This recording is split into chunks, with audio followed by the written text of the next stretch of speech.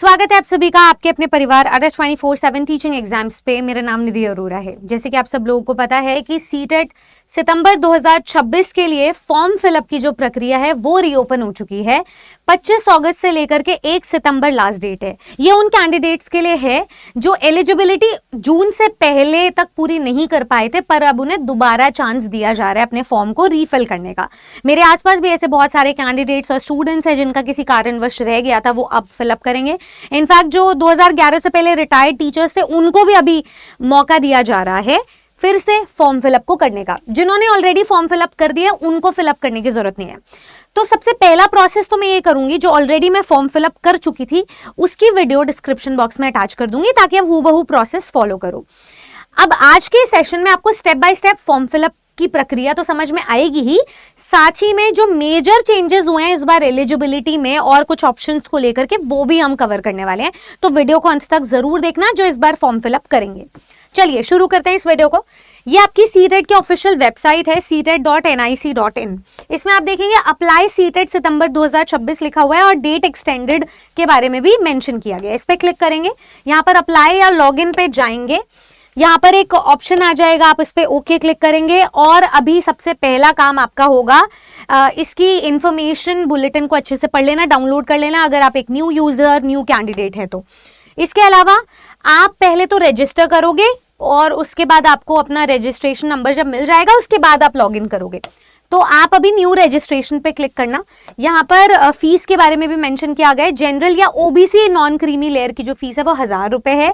कोई भी एक पेपर देने पर, दोनों पेपर भरने पर 1200 रुपए है। SC ST PWD कैंडिडेट के लिए 500 रुपए है कोई भी एक पेपर भरने पर।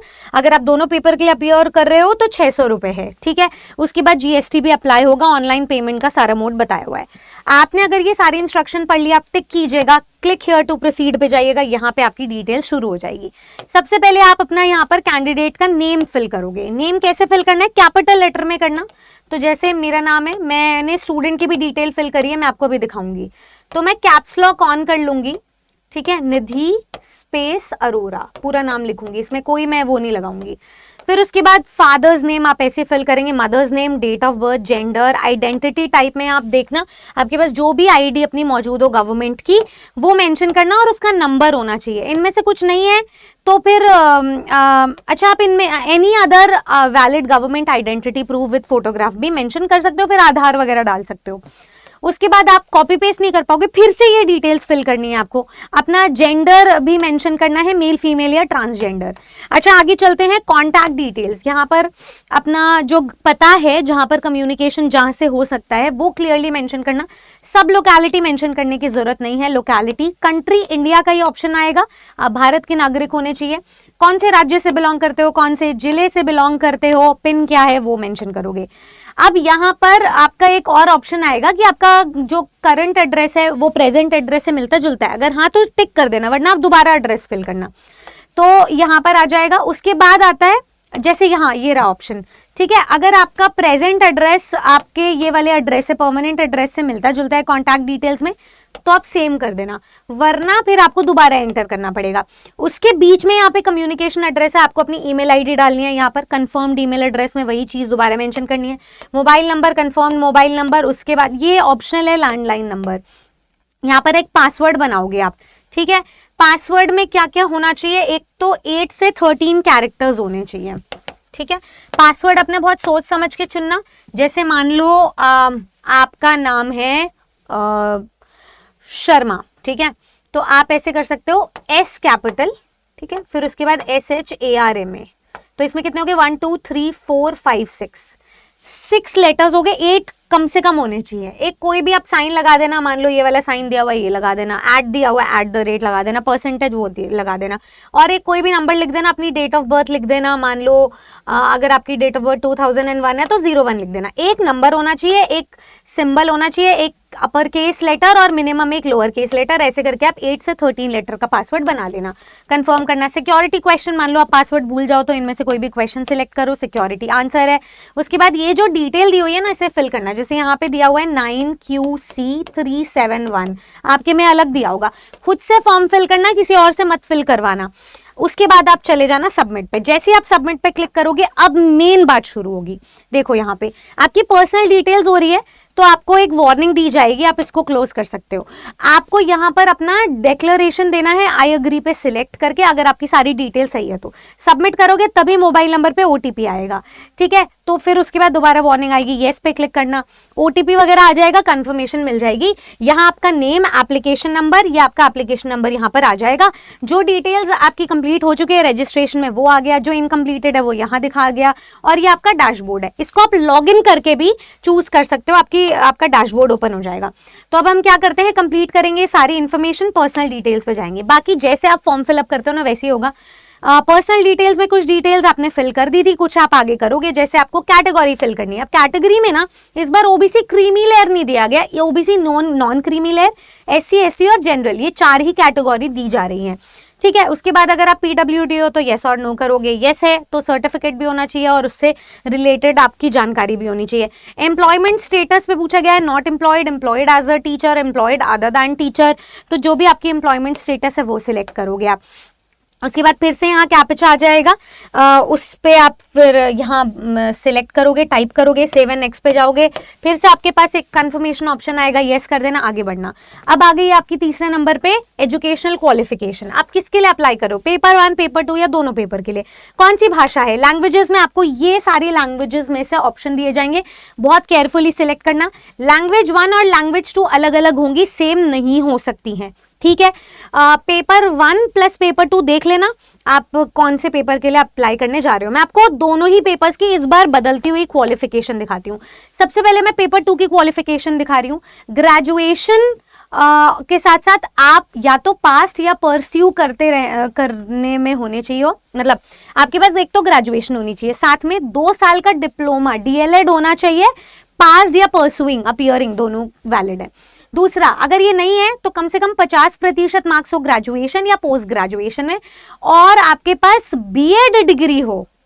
ये पेपर 2 के लिए है, ठीक है। बीएड में पास या अपीयरिंग दोनों हो सकते हो। तीसरा, ग्रेजुएशन में 45% मार्क्स हो और साथ में आपका बीएड हो, पास या अपीयरिंग कुछ भी हो सकता है एनसीटी के अकॉर्डिंग, ठीक है।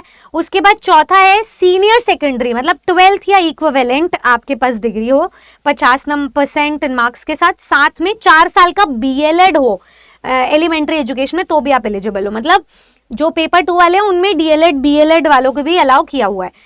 5वां ऑप्शन है आपके पास 12th या इक्विवेलेंट डिग्री हो, साथ में 50% मार्क्स के साथ, और साथ में 4 साल का बीए या बीएससी बीएड हो, या फिर बीए एड हो या बीएससी एड हो, ठीक है। 4 साल की कोई भी ये इंटीग्रेटेड आपकी डिग्री हो सकती है।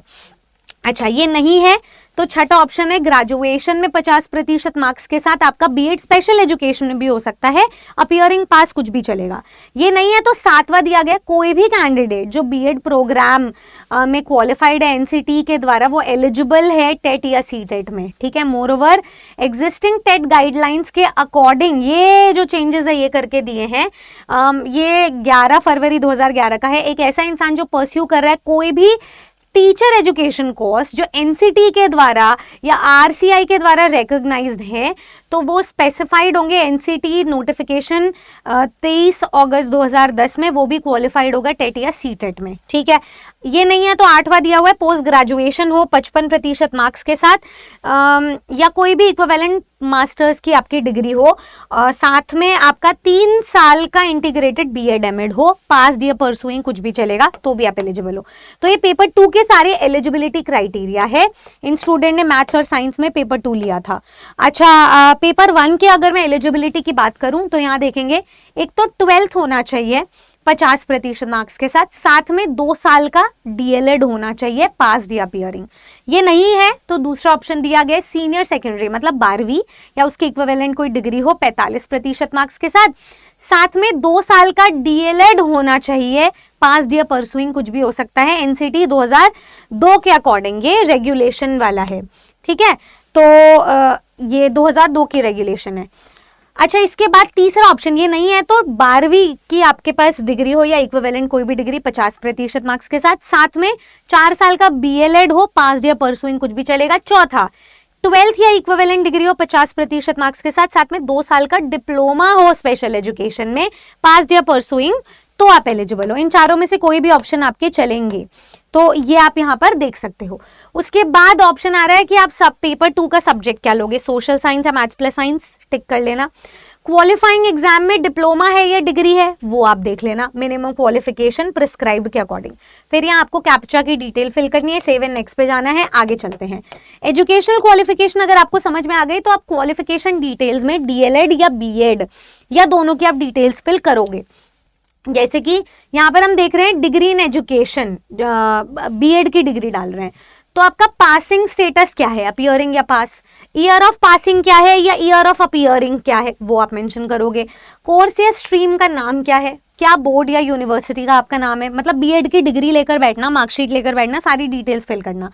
रिजल्ट का मोड क्या है, परसेंटेज है या सीजीपीए, फिर सारी डिटेल्स फर्दर आएंगी, परसेंटेज या सीजीपीए में आपके कितने मार्क्स आए हैं, टोटल मार्क्स ऑब्टेन्ड, परसेंटेज वो अपने आप दे देगा। इंस्टीट्यूट का पिन कोड और इंस्टीट्यूट का नाम भी आपको पता होना चाहिए, नहीं है तो अदर्स में डाल देना और फिर मेंशन करना, ठीक है। फिर कैप्चा की डिटेल्स डालोगे, आगे बढ़ोगे। लास्ट स्टेप है आपका, सेकंड लास्ट स्टेप, फोटोग्राफ और सिग्नेचर डालने का, अपलोड करने का। इसमें आपकी फोटोग्राफ का और सिग्नेचर का फॉर्मेट या तो जेपीजी हो या जेपीईजी हो, इनमें से कुछ होना चाहिए। सॉफ्टवेयर बहुत सारे फ्री में अवेलेबल हैं। अगर मैं फोटोग्राफ के साइज की बात करूं तो 10 KB से 200 KB के बीच का होना चाहिए। आप इंटरनली रीसाइजिंग वगैरह कर सकते हो। चूज फाइल पे जाना, अगर अपलोड होगा तो यहाँ आ जाएगा एक्शन कि अपलोड हो गया है। सिग्नेचर के लिए आपका 4 KB से लेकर के 30 KB तक का साइज होना चाहिए। सिग्नेचर क्लियर होना चाहिए, फोटो क्लियर होनी चाहिए, इधर उधर कुछ भी ब्लरीनेस नहीं लगनी चाहिए। अपलोड कर देना, एक्शन में शो हो जाएगा। मैंने अपलोड कर दिया था तो इसलिए आया है कि आप डॉक्यूमेंट फॉर्म को फाइनली सबमिट करना चाहते हो। मैंने येस पे क्लिक किया, यहाँ पे कैंडिडेट की पूरी डिटेल आ जाएगी, मतलब ये पूरा फॉर्म फिलअप का रिव्यू है। अगर आप की सारी डिटेल्स ठीक है तो आप इन सब पे टिक करते जाना हर ऑप्शन के साथ जो आपने सक्सेसफुली फिल किया है। यहाँ कैंडिडेट का फोटोग्राफ और सिग्नेचर था, मैंने हर ऑप्शन पे क्लिक कर दिया है। डिक्लेरेशन पे भी आई एग्री कर दिया, फाइनल सबमिशन कर दिया है।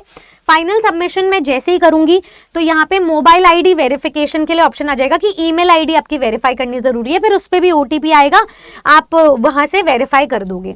यहाँ पे ओटीपी वगैरह आ गया, अपनी ईमेल आईडी डालने के बाद सबमिट एंड गेट ओटीपी हो गया, ओटीपी डाल दिया, वेरीफाई कर दिया, अब आगे बढ़ते हैं। सक्सेसफुली वेरीफाई हो गया। लास्ट स्टेप है आपका फी पेमेंट का, क्योंकि इस कैंडिडेट ने पेपर 2 मैथ साइंस चूज किया था तो 1000 रुपए फीस थी। ओबीसी नॉन क्रीमी लेयर के थे ये स्टूडेंट, तो इसलिए पे एग्जामिनेशन फी में हमने 100 रुपए पे कर दिए हैं, 1000 रुपए पे कर दिए हैं ऑनलाइन पेमेंट के माध्यम से। आप जैसे ही पेमेंट का ऑप्शन आए, आपका फॉर्म फिलअप कंप्लीट हो जाए, पीडीएफ बना लेना, उसका डाउनलोड कर लेना अपने पूरे फॉर्म फिलअप को फ्यूचर रिकॉर्ड्स के लिए। सो जितने भी सीटेट वालों को दोबारा मौका दिया है, wishing you all the very best. मैं यही कामना करूंगी कि आप इस बार जो आपको दूसरा मौका दिया जा रहा है ये आपका खाली ना जाए, ये आपका व्यर्थ ना जाए और आप इसे वाइजली यूटिलाइज करो। तैयारी के लिए और तैयारी से जुड़े जितने भी रिसोर्सेज हैं उन सबके लिए जुड़े रहें आप इसी प्लेटफॉर्म पे। सो चैनल को सब्सक्राइब करना ना भूलें। साथ ही साथ में हर टीचर जो आपको बता चुके हैं कि एग्जाम कब तक होगा, मेरी भी आपको एक इससे पहले वीडियो मिली होगी, आपके पास अब कम से कम नहीं तो 1 महीने का रनवे है। अब इस 1 महीने में आपको 90+ की तैयारी करनी है। जो न्यू यूजर्स हैं, जो ओल्ड यूजर्स हैं, जो पहले से ही कैंडिडेट्स रजिस्टर्ड है, तैयारी करें, वो अपनी तैयारी में स्कोर को बढ़ाएंगे ताकि आने वाली जो भविष्य की भर्तियां उनका इंतजार करिए, उन पर वो सक्सेसफुली नौकरी को सिक्योर कर सके। तो सरकारी नौकरी का सपना कीजिए अपना पूरा हमारे इस प्लेटफॉर्म के साथ, इस परिवार में जुड़ के, अरे 24/7 के साथ। कोई भी आपको batch related, study material related query चाहिए, जाननी है, तो आप स्क्रीन पे दिए गए नंबर पे तुरंत कॉल कर सकते हैं। बाकी form fill up related, exam related कोई भी क्वेरी है तो हम यहाँ पर आपके लिए हमेशा 24/7 मौजूद है। आप कॉमेंट सेक्शन में हमें ड्रॉप करके बता सकते हो। कॉमेंट करना आप कौन से पेपर से अटेम्प्ट करने जा रहे हो, ताकि हमें ये पता चल जाए कितना ज़्यादा कॉम्पिटिशन और बढ़ने वाला है। Wishing you all the very best. Subscribe to our channel once again. Jai Hind.